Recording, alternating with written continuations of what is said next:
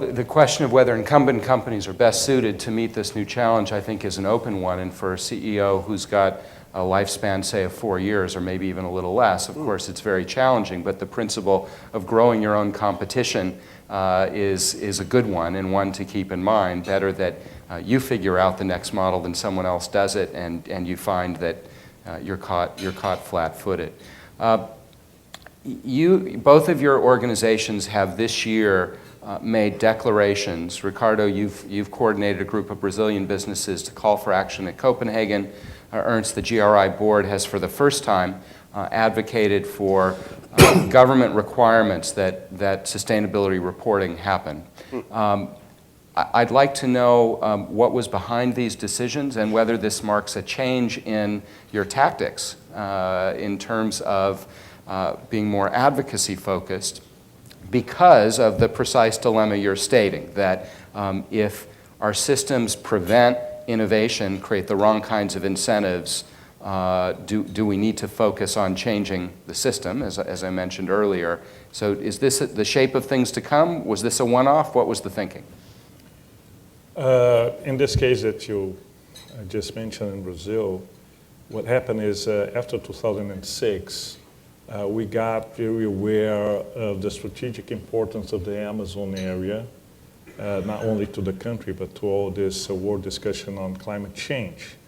And we start to look to the several initiatives that were happening in the Amazon, and we could see that the sectors could not dialogue with each other.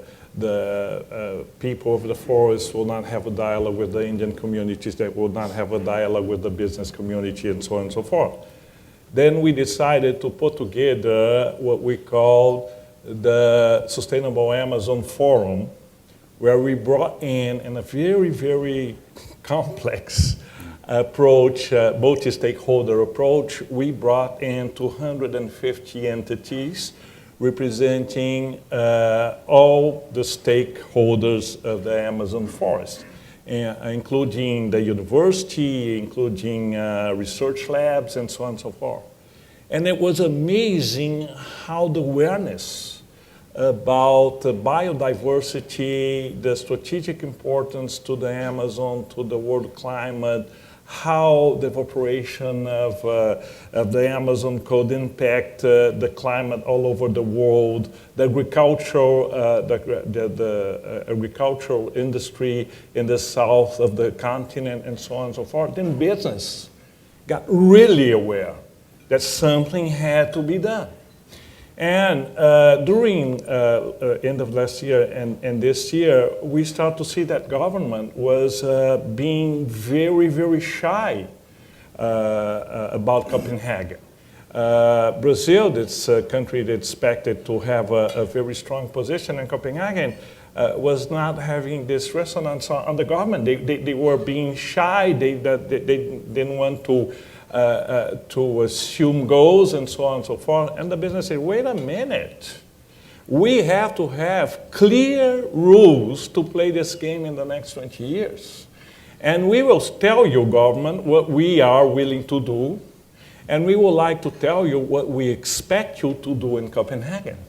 Then the 24 biggest private groups in Brazil got together with Ethos and the Amazon Forum, and write a very bold document saying that the business community would really commit themselves to the green economy, to a low carbon economy, but the government should act in Copenhagen this and this and this way, assuming goals, being very bold and so on, and regulate several areas that they were not regulating up to now.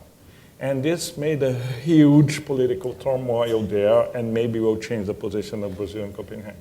Well, if Lula is as successful in Copenhagen in December as he was recently with the International Olympic Committee, we'll be in good shape. Ernst, the GRI board put out a declaration earlier this year. What was the thinking behind it? The thinking was that voluntary action is very good as a basis to develop best practice. And the GRI since 97 or 97 when it started, has acted in the voluntary sphere. We've actually never said whether we thought that reporting should be a mandatory practice or a voluntary practice, but in practice it had been voluntary all along. There were very good reasons for it. The practice has grown, both in terms of quality, in terms of the meaningfulness of reports, as well as the number of companies that are taking this on. And these are companies that have really led the way. Yet, best estimates, about 1,500 companies, about 79% of the Fortune 250, which is significant.